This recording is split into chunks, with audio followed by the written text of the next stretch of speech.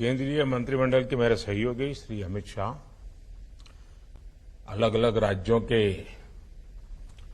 मुख्यमंत्रीगण, गृह मंत्री जी, राज्यों के पुलिस महानिदेशक, गृह मंत्रालय के वरिष्ठ पदाधिकारीगण, अन्य सभी महानुभाव, देवी और सज्जनों, आजकल देश में उत्सव का माहौल है। ओणम, ईद, दशहरा, दुर्गा पूजा, दीपावली सहित अनेक उत्सव शांति और सौहार्द के साथ देशवासियों ने मनाए हैं। अभी छठ पूजा समेत कई अन्य त्योहार भी हैं। विभिन्न चुनौतियों के बीच इन त्योहारों में देश की एकता का सशक्त होना आपकी तैयारियों का भी प्रतिबिंब है। संविधान में भले कानून और व्यवस्था राज्यों का दायित्व है, लेकिन ये देश की एकता, अखंडता के साथ भी उतने ही जुड़े हुए हैं। सूरजकुंड में हो रहा गृह मंत्रियों का ये चिंतन शिविर कोऑपरेटिव फेडरलिज्म का भी एक उत्तम उदाहरण है। हर एक राज्य एक दूसरे से सीखे, एक दूसरे से प्रेरणा लें, देश की बेहतरी के लिए मिलजुल करके काम करें। ये संविधान की भी भावना है और देशवासियों के प्रति हमारा दायित्व भी है। साथियों, आजादी का अमृत काल हमारे सामने है। आने वाले 25 साल देश में एक अमृत पीढ़ी के निर्माण के हैं। ये अमृत पीढ़ी पंच प्राणों के संकल्पों को धारण करके निर्मित होगी। विकसित भारत का निर्माण, गुलामी की हर सोच से मुक्ति, विरासत पर गर्व, एकता और एकजुटता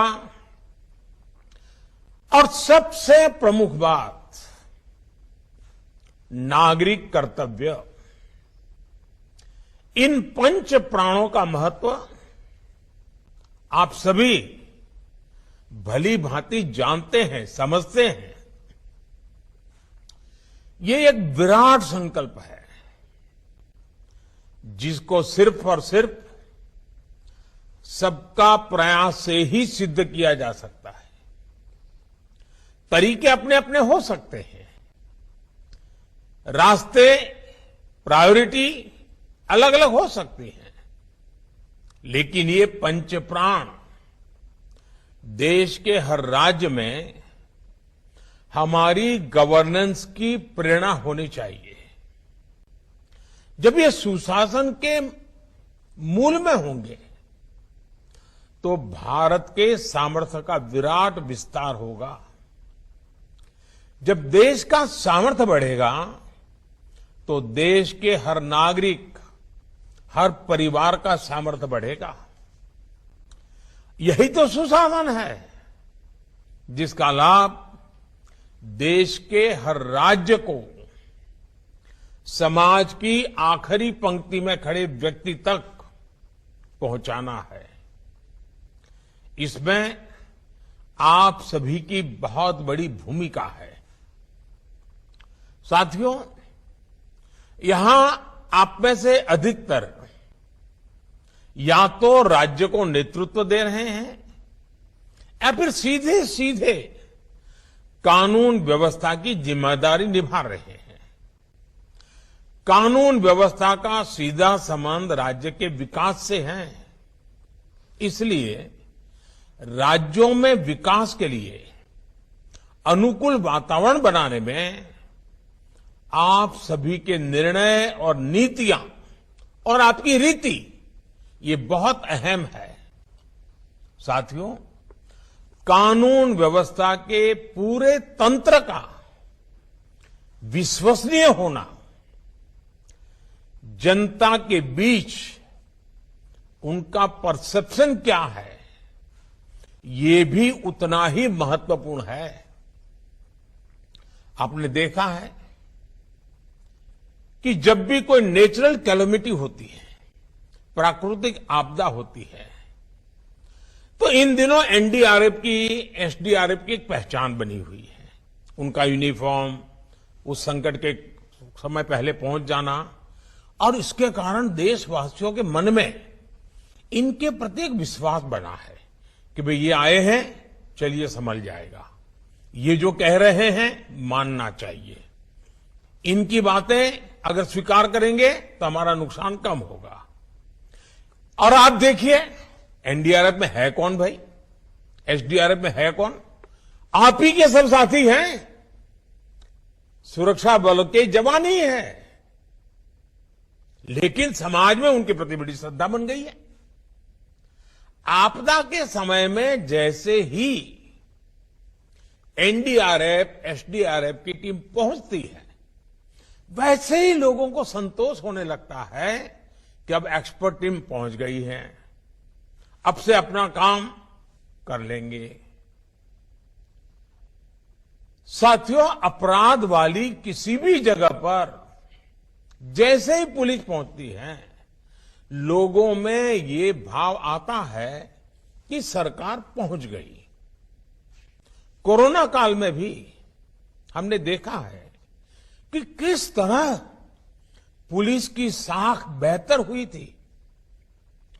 पुलिस के लोग जरूरतमंदों की मदद कर रहे थे, जरूरी संसाधन जुटा रहे थे, अपने जिंदगी को दांव पे लगा रहे थे, यानी कर्तव्य परायणता में कोई कमी नहीं है।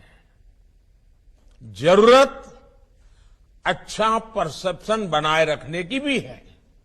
इसके लिए पुलिस बल को प्रेरित करना, उसके लिए प्लान करना, हर छोटी मोटी चीजों पर लगातार मार्गदर्शन करते रहना, कुछ गलत होता है तो रोकना, ये हमारी एक जीवंत प्रक्रिया होनी चाहिए, ऊपर से नीचे तक हर पल होनी चाहिए। साथियों, हमें एक बात और समझनी होगी, अब कानून व्यवस्था किसी एक राज्य के दायरे में सिमटी रहने वाली व्यवस्था नहीं रह गई है। अब अपराध इंटरस्टेट और इंटरनेशनल हो रहे हैं, यानी टेक्नोलॉजी की मदद से एक राज्य में बैठे अपराधी दूसरे राज्य में भयंकर अपराध करने की ताकत रखते हैं। देश की सीमा से बाहर बैठे अपराधी भी टेक्नोलॉजी का जमकर गलत इस्तेमाल कर रहे हैं। इसलिए हर राज्य की एजेंसियों का आपस में तालमेल, केंद्र और राज्य की एजेंसियों का आपस में तालमेल, ये बहुत जरूरी है।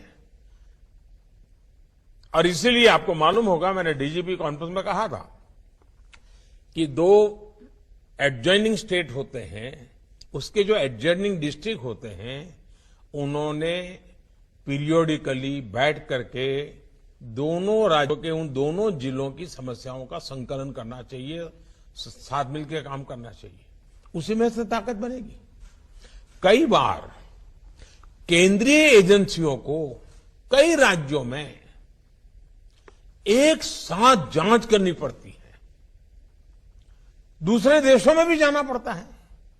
इसलिए हर राज्य का दायित्व है कि चाहे राज्य की एजेंसी हो, चाहे केंद्र की एजेंसी हो, या संबंधित कहीं किसी और राज्य से संपर्क आता है, सभी एजेंसियों को एक दूसरे को पूरा सहयोग देना चाहिए।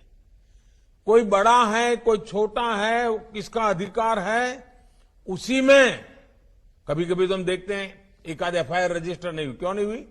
तो बोले ये तय नहीं हो रहा है कि वो जो जगह है वो इस थाने में पड़ती है, उस थाने में पड़ती है। ये जो चीजें हैं वो सिर्फ पुलिस थाने तक नहीं है, राज्यों के बीच भी हो जाती हैं, केंद्र और राज्य के बीच में हो जाती हैं, भारत और विदेश की व्यवस्थाओं के साथ हो जाती हैं। इसलिए हमारी एफिशिएंसी के लिए, हमारे आउटकम के लिए, सामान्य नागरिक को सुरक्षा देने के लिए हमारे बीच में तालमेल, संकलन, सहयोग बहुत अनिवार्य है। और इसके लिए जितना संकलन बढ़ेगा, आपके राज्य की भी ताकत बढ़ने वाली है। साथियों, साइबर क्राइम हो या फिर ड्रोन टेक्नोलॉजी का हथियारों और ड्रग्स तस्करी में उपयोग, इनके लिए हमें नई टेक्नोलॉजी पर काम करते रहना होगा। अब देखिए, हम 5G के युग में घुस गए हैं। तेजी से 5G पहुंचने वाला है। अब 5G के जितने लाभ है, इतनी ही जागरूकता भी जरूरी रहेगी। 5G से facial recognition technology, automatic number plate recognition technology, drone और सीसीटीवी जैसी टेक्नोलॉजी, परफॉर्मेंस में ये कई गुना सुधार होने वाला है। लेकिन हम जितनी तेजी से आगे बढ़ेंगे, जो क्राइम करने वाला वर्ल्ड है उसका भी ग्लोबलाइजेशन हो चुका है, वो इंटरस्टेट हो चुका है, वो भी टेक्नोलॉजी में फॉरवर्ड हो चुके हैं। मतलब हमें उनसे 10 कदम आगे जाना होगा। हमें हमारी कानून व्यवस्था को भी स्मार्ट बनाना, इसके लिए बहुत ही आग्रह से काम करना पड़ेगा। साथियों, मेरा आग्रह ये भी है कि टेक्नोलॉजी को कृपा करके बजट के तराजू से न तोले।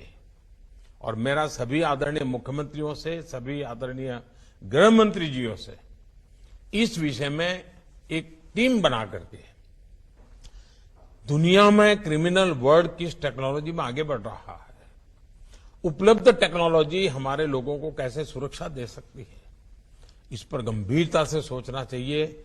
और इसमें जो बजट जाएगा वो बाकी सैकड़ों खर्चों को बचाने का कारण बन जाएगा। और इसलिए टेक्नोलॉजी का बेहतर इस्तेमाल पूरे पुलिस तंत्र को तो मजबूत करता ही करता है, सामान्य मानवीय को सुरक्षा देने का एक विश्वास नीचे तक हम पहुंचा पा सकते हैं। टेक्नोलॉजी क्राइम प्रिवेंशन में भी मदद करती है और क्राइम डिटेक्शन में भी, क्राइम इन्वेस्टिगेशन में भी बहुत काम आती है। आज देखिए, कितने ही अपराधी सीसीटीवी की वजह से पकड़े जा रहे हैं। स्मार्ट सिटी अभियान के तहत शहरों में बनाए गए आधुनिक कमांड एंड कंट्रोल सिस्टम से भी बहुत मदद मिल रही है। साथियों, इस प्रकार की नई टेक्नोलॉजी के विकास के लिए केंद्र सरकार ने पुलिस टेक्नोलॉजी मिशन भी शुरू किया है। अनेक राज्य भी इसमें अपने स्तर पर काम कर रहे हैं। लेकिन यह अनुभव आ रहा है कि हमारे अलग अलग प्रयोग होने के कारण हमारी टेक्नोलॉजी एक दूसरे के साथ बात नहीं करती है और इसलिए हमारी एनर्जी वेस्ट होती है। वो जो भी मटेरियल है वो उस राज्य तक सीमित रहता है। हमें कॉमन प्लेटफॉर्म के विषय में बड़ा मन रख करके सोचना ही पड़ेगा। किसी एक के पास बहुत उत्तम चीज है तो ये मान करके न बैठे कि मेरे पास है, मैं तो किसी को दूंगा नहीं, मैं अपनी ताकत बनाए रखूंगा। एक समय आएगा, कितनी उत्तम टेक्नोलॉजी होगी और लोगों के सहयोग में नहीं होगी तो स्टैंड अलोन निकम्मी हो जाएगी। और इसलिए टेक्नोलॉजी में भारत के संदर्भ में सोचना, हमारी सभी best practices, best innovation common link वाले ही होने चाहिए, इंटर ऑपरेबल होने चाहिए, एक दूसरे के साथ लगातार सरलता से बात कर सके, ये व्यवस्थाएं अनिवार्य हैं। साथियों, आज फॉरेंसिक साइंस का महत्व बढ़ रहा है और वो सिर्फ पुलिस महकमे के तक सीमित नहीं है जी। लीगल फर्टेनिटी को फॉरेंसिक साइंस समझना पड़ेगा, जुडिशरी को फॉरेंसिक साइंस समझना पड़ेगा, इवन हॉस्पिटल को भी फॉरेंसिक साइंस समझना पड़ेगा। इन सबके प्रयत्न से ही फॉरेंसिक साइंस का उपयोग क्राइम और क्रिमिनल को सजा दिलाने में बहुत काम आ सकता है। अकेला पुलिस के पास फॉरेंसिक साइंस की कुछ व्यवस्था है, इनफ नहीं होगा। और इसलिए हर राज्य में हमें संकलित और संतुलित व्यवस्था, हर राज्य को गांधीनगर स्थित नेशनल फॉरेंसिक साइंस यूनिवर्सिटी की और उसकी क्षमता आज दुनिया के 60-70 देश फॉरेंसिक साइंस यूनिवर्सिटी का लाभ ले रहे हैं। हमारे राज्यों ने भी बढ़ चढ़ करके लाभ लेना चाहिए। ये पूरी तरह फ्यूचरिस्टिक टेक्नोलॉजी ड्रिवन व्यवस्था है। ह्यूमन रिसोर्स डेवलपमेंट का भी वहां काम है, नए नए टेक्नोलॉजी टूल बनाने का भी काम है और केस, बड़े कठिन केसेस को सुलझाने में भी वो लैब काम आ रही है। मैं समझता हूं कि इस व्यवस्था का उपयोग सभी राज्य सक्रियता से कैसे करें। साथियों, कानून व्यवस्था को बना रखना एक 24/7 वाला काम है, लेकिन किसी भी काम में यह भी आवश्यक है कि हम निरंतर प्रक्रियाओं में सुधार करते चले, उन्हें आधुनिक बनाते चले। बीते वर्षों में भारत सरकार के स्तर पर कानून व्यवस्था से जुड़े रिफॉर्म्स हुए हैं। उन्होंने पूरे देश में शांति का वातावरण बनाने में मदद की है। आप भी जानते हैं कि भारत की विविधता, भारत की विशालता की वजह से हमारे लॉ एनफोर्समेंट सिस्टम पर कितना दबाव होता है। इसलिए बहुत जरूरी है कि हमारा ये सिस्टम सही दिशा में ऊर्जा लगाए, वरना हमने देखा है कि कितने ही अनावश्यक केसों में छोटी छोटी गलतियों की जांच में ही पुलिस डिपार्टमेंट की ऊर्जा चली जाती है। इसलिए हमने व्यापार कारोबार से जुड़े अनेकों प्रावधानों को अब डीक्रिमिनलाइज कर दिया है, उन्हें अपराध की श्रेणी से बाहर निकाल दिया है। 1,500 से ज्यादा पुराने कानूनों को समाप्त करके भविष्य का बहुत बड़ा बोझ कम किया गया है। एक निर्णायक लड़ाई में व्यवस्थाओं को ताकत दी है, यानी एक तरफ हम देश के लॉ एनफोर्समेंट सिस्टम का उसकी क्षमता बढ़ा रहे हैं, तो दूसरी तरफ उन पर अनावश्यक बोझ को भी हटा सके। साथियों, एक और विषय हमारे देश की पुलिस के लिए महत्वपूर्ण है। जैसे आज देश में one nation one ration card की व्यवस्था बनी है, one nation one mobility card की व्यवस्था हो रही है, वन नेशन वन ग्रिड बना है, one nation one sine language बनी है, वैसे ही पुलिस की वर्दी को भी लेकर भी ऐसी कोई अप्रोच अपनाई जा सकती है। क्या हमारे राज्य मिल बैठ करके, इससे बहुत लाभ होंगे। एक तो क्वालिटी मटेरियल प्रोडक्ट होगा, क्योंकि मास स्केल पर होगा। कैप होगी तो करोड़ों में कैप की जरूरत पड़ेगी, बेल्ट चाहिए तो करोड़ों में चाहिएगा। और देश का कोई भी नागरिक कहीं पर भी जाएगा, देखते ही उसको पता चले हाँ ये पुलिस वाला है। अब जैसे पोस्ट ऑफिस का डिब्बा, हिंदुस्तान में कोई पढ़ा लिखा अनपढ़ आदमी को मालूम है ये पोस्ट का डिब्बा है, यहां ना कागज डाला वह पहुंचता है। एक पहचान होती है। हमारे लिए भी आवश्यक है कि हमारे देश के पुलिस बेड़े में हम सोचें, साथ मिलकर के सोचें, कोई किसी पर थोपने की जरूरत नहीं है। एक इवॉल्व करें, आप देखिए बहुत बड़ा लाभ होगा और एक दूसरे की ताकत में इजाफा होगा। One nation, one police uniform. हाँ, उस राज्य का एक टैग हो सकता है, उस राज्य का एक नंबर हो सकता है, लेकिन पहचान कॉमन बने, इस पर सोचा। मैं एक विचार के रूप में रख रहा हूं, न मैं कहीं आपसे आग्रह भी करता हूं, मैं सिर्फ एक विचार रखता हूं और इस विचार पे चर्चा कीजिए। कभी ठीक लगे, 5 साल, 50 साल, 100 साल के बाद भी उपयोगी लगेगा तो जरूर देखिए। उसी प्रकार से अलग अलग प्रकार की पुलिस के नए नए विभाग शुरू हुए हैं, एक्सपर्टाइज आई है। अब हम देखिए, दुनिया में टूरिज्म का बहुत बड़ा मार्केट है। भारत में टूरिज्म की संभावना है, बहुत बढ़ रही है। विश्व से बहुत बड़ी मात्रा में टूरिस्टों का भारत में आने का प्रवाह बढ़ना ही बढ़ना है। आज दुनिया में कई देश जो टूरिज्म के क्षेत्र में बहुत आगे हैं, वहां टूरिज्म के लिए काम करने वाली पुलिस बनाई जाती है, उनकी ट्रेनिंग अलग होती है, उनको लैंग्वेजेस भी सिखाई जाती है, उनके बिहेवियर पूरी तरह चेंज होता है।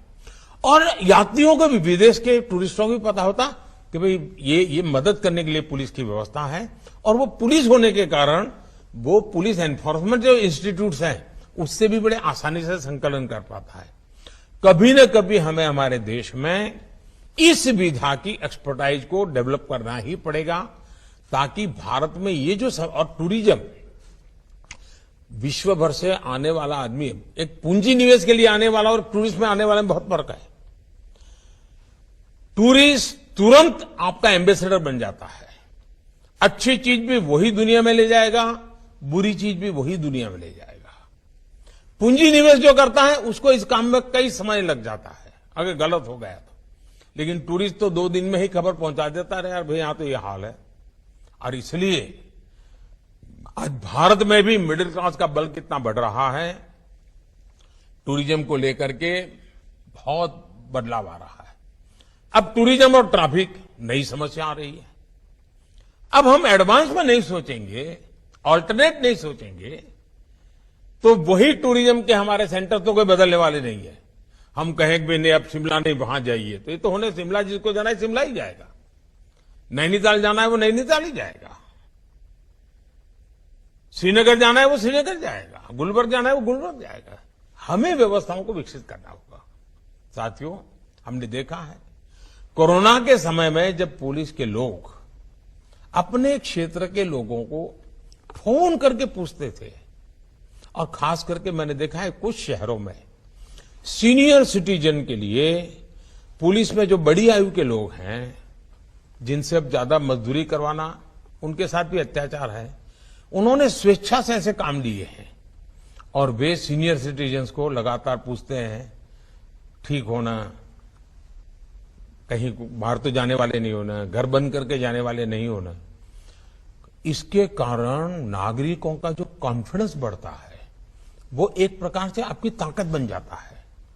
इस चीज को हम जितना ज्यादा उपयोग कर सकते हैं, प्रोफेशनल वे में कर सकते हैं, और पूरी तरह जीवंतता हो, संवेदनशीलता हो।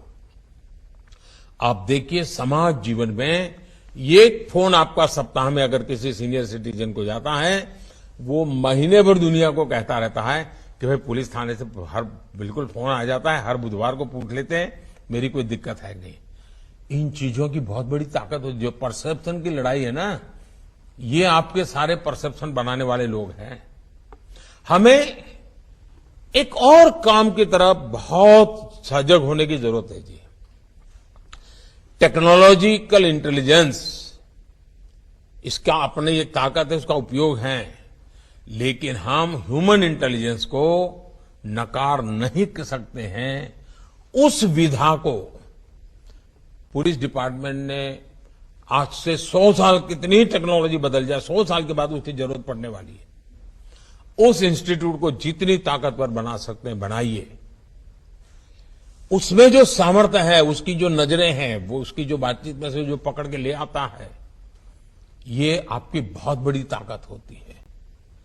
और अगर दोनों क्षेत्रों में ताकत है, फिर तो आप चीजों को बहुत आसानी से कल्पना कर सकते हैं। ये संभावना है, 10 दिन के बाद ये संभावना दिखती है, ये चल रहा है, चलो हम देखते हैं, यहां कुछ लोग आते हैं जाते हैं, कुछ हो रहा है, तुरंत पता चलेगा। और मैं समझता हूं इसके कारण हमारी व्यवस्थाएं बहुत चुस्त हो जाएगी, जो 50 बार क्राइम करने वालों को सोचने के लिए मजबूर करेगी। साथियों में एक और बात भी समझनी है। आज वैश्विक स्तर पर भारत जितनी तेजी से आगे बढ़ रहा है, उतनी ही तेजी से भारत की चुनौतियां भी बढ़ने वाली है। पहले वो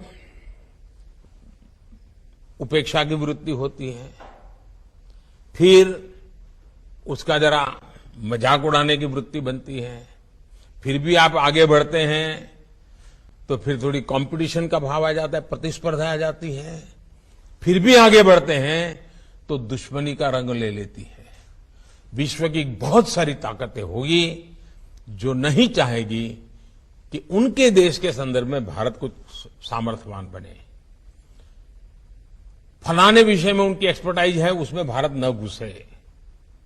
फलानी प्रोडक्ट उनकी बपौती है, अगर उसमें भारत प्रोडक्शन में चला गया तो मार्केट भारत कब्जा कर लेगा। भारत बहुत बड़ा बाजार है, भारत खुद बनाने लग जाएगा तो फिर तो हमारा माल कहां जाएगा। कई प्रकार की चुनौतियां आने वाली हैं जी, और वो चुनौतियां दुश्मनी का रूप लेते देर नहीं जाती है। और इसलिए हमें हमारे इन सारी चैलेंजेस को हमें समझना है, और ये सहज है। किसी को हमसे कोई हमारा बुरा करना है नहीं, मनुष्य का स्वभाव है। आपके यहां भी 2 अफसर होंगे तो लगता है कि हाँ यार ये आगे चलकर इसकी क्यों प्रमोशन हो जाएगा, मैं तो रह जाऊंगा, तो फिर उनका 10 साल पहले ही तू शुरू हो जाता है। वैसा हर जगह पे होता है भाई। और इसलिए मैं कहता हूं कि हम थोड़ा दूर का सोच करके हमारे सामर्थ्य को, प्रोटेक्टेड एनवायरनमेंट, प्रॉपर मैसेजिंग, इसके लिए आवश्यक बारीकियों, जो पहले की लॉ एंड ऑर्डर और आज की चुनौतियों में बहुत बड़ा फर्क आने वाला है। पहले का तो बरकरार रखना ही पड़ेगा, नए को लिए भी हमने अपने आप को तैयार करना पड़ेगा। हमें देश के विरोध में जो ताकतें खड़ी हो रही है, जिस प्रकार से हर चीज का उपयोग किया जा रहा है, सामान्य नागरिक की सुरक्षा के लिए, लॉ अबाइडिंग सिटीज के अधिकारों के लिए ऐसी किसी भी नकारात्मक शक्तियों के खिलाफ कठोर से कठोर बर्ताव ही हमारी जिम्मेवारी है। कोई उदारता नहीं चल सकती है जी, क्योंकि आखिरकार जो लॉ अबाइडिंग सिटीजन है, जो कानून को मानने वाला व्यक्ति है, वो कहां जाएगा भाई। हमारा काम है, और ऐसे 99% सिटीजन वही होते हैं जी, 1% का ही प्रॉब्लम होता है। हमें उन 99 को विश्वास दिलाने के लिए उन 1% के प्रति जरा भी उदारता बरतने की जरूरत नहीं है। साथियों, सोशल मीडिया की शक्ति को हमें काम करके क्या हो रहा है इतने मात्र से उसको आंकना नहीं चाहिए। एक छोटी सी फेक न्यूज पूरे देश में बड़ा बवाल खड़ा कर सकती है। हमें मालूम है आरक्षण की ऐसी अफवाह फैल गई, फेक न्यूज चल दिया, क्या कुछ नुकसान झेलना पड़ा था देश को। 6-8 घंटे के बाद जब पता चला तो सब शांत हो गए, लेकिन तब तक तो नुकसान बहुत हो चुका था। और इसलिए लोगों को हमें एजुकेट करते रहना पड़ेगा कि कोई भी चीज आती है उसको फॉरवर्ड करने से पहले 10 बार सोचो भाई। कोई भी चीज आती है उसको मानने से पहले जरा वेरीफाई करो, और सारे प्लेटफॉर्म पर वेरिफिकेशन की व्यवस्था होती है। आपको 1-2-10 जगह पे 8 चक्कर लगाओगे तो कुछ न कुछ नई वर्जन मिल जाएगा। ये हमें लोगों को एजुकेट करना होगा। हमें ऐसी फेक वर्ल्ड से ड्रिवन सोसाइटी, उसी से डरी हुई सोसाइटी, उसी से ड्राइव होने वाली सोसाइटी, इसके बीच में एक बहुत बड़ी शक्ति हमें खड़ी करनी होगी, टेक्नोलॉजिकल शक्ति खड़ी करनी होगी। साथियों, सिविल डिफेंस की आवश्यकता है। और जैसे अभी अमित भाई बता रहे थे, भाई कुछ चीजें हैं जिस पर हमारा ध्यान अभी हट रहा है। अमित भाई ने सही चीजों को पकड़ा है। आप लोग भी चिंतित, ये जो अनेक दशकों से चली हुई चीजें हैं। इसका बहुत उपयोग है। स्कूल कॉलेज में भी इसको हमने सिविल डिफेंस से विषय हो, प्राइमरी हेल्थ वाले विषय हो, ये जो चीजें होती हैं जो पहले भी करते थे हम लोग, फायर फाइटिंग की व्यवस्था में पहले भी करते थे, इसको हमने सहज स्वभाव बनाना चाहिए। और मैंने तो कहा है हर नगर पालिका महानगर पालिका में सप्ताह में एक दिन किसी स्कूल में जाकर के फायर फाइटिंग के क्षेत्र के लोग और पुलिस ने जाकर के ड्रिल करनी चाहिए। तो स्कूल के बच्चे देखेंगे तो उनका भी एजुकेशन हो जाएगा, जो सिस्टम है वो भी उनकी ड्रीम और प्रैक्टिस होती जाएगी। अगले हफ्ते दूसरी स्कूल, फिर एक स्कूल का 10 साल में एक बार बारी आएगी बड़े शहर में तो। लेकिन हर पीढ़ी को पता चलेगा भाई सिविल डिफेंस के संबंध में, फायर फाइटिंग के संबंध में ये सारी ड्रिल नागरिकों को करनी होती है। आपको भी एक बहुत बड़ी ताकत मिलेगी जी। ये सहज रूप से करने वाला काम है। साथियों, बीते वर्षों में आतंक के ग्राउंड नेटवर्क को ध्वस्त करने की में सभी सरकारों ने बहुत जिम्मेवारी के साथ उसकी गंभीरता को समझ करके कुछ न कुछ करने का प्रयास किया है। कहीं पर शायद सफलता पहले मिली हो, कहीं देर से मिली हो, लेकिन हर एक को इसकी गंभीरता में आज समझाना पड़े ऐसा नहीं है। अब हमें ताकत को जोड़ करके इसको हैंडल करना है जी। इसी प्रकार नक्सलवाद के हर फॉर्म को हमने पराजित करना पड़ेगा जी। बंदूक वाला भी है और कलम वाला भी नक्सलवाद है। हमें इन सब का काट निकालना पड़ेगा जी। हमारी युवा पीढ़ी को भ्रमित करने के लिए ऐसी बचकाना बातें कर करके चल पड़ते हैं लोग, और इतना नुकसान देश को हो रहा है और आने वाले दिनों में कोई संभाल नहीं पाएगा जी। और इसलिए हमने जैसे नक्सल प्रभावित जिलों पर फोकस किया है, उसी प्रकार से उन्होंने अब अपना इंटेलेक्चुअल दायरा उन जगह पे पहुंचाने का प्रयास किया है जो आने वाली पीढ़ियों में विकृत मानसिकता पैदा कर सकते हैं, एक दूसरे के प्रति द्वेष पैदा कर सकते हैं, इमोशनल चीजों को आउट ऑफ प्रोपोर्शन उछाल करके समाज के अनेक टुकड़ों में खाई पैदा कर सकते हैं, बिखराव पैदा कर सकते हैं। देश की एकता और अखंडता, सरदार वल्लभ भाई पटेल हमारी प्रेरणा हो, हमें ऐसी किसी चीजों को देश में चलने नहीं देना है। लेकिन बुद्धिपूर्वक करना पड़ेगा, समझदारी से करना पड़ेगा। हमारे फोर्सेज में भी ऐसी एक्सपर्टाइज तैयार करनी पड़ेगी। किसी राज्य में कोई घटना घटी है तो हमारे टॉप एक्सपर्ट को वहां स्टडी के लिए भेजना चाहिए। जरा जाओ 3 दिन वहां रह के आओ, वहां पर हुआ है तो उन्होंने कैसे हैंडल किया था, मामला कैसे पनपा था, उससे हम सीखते हैं।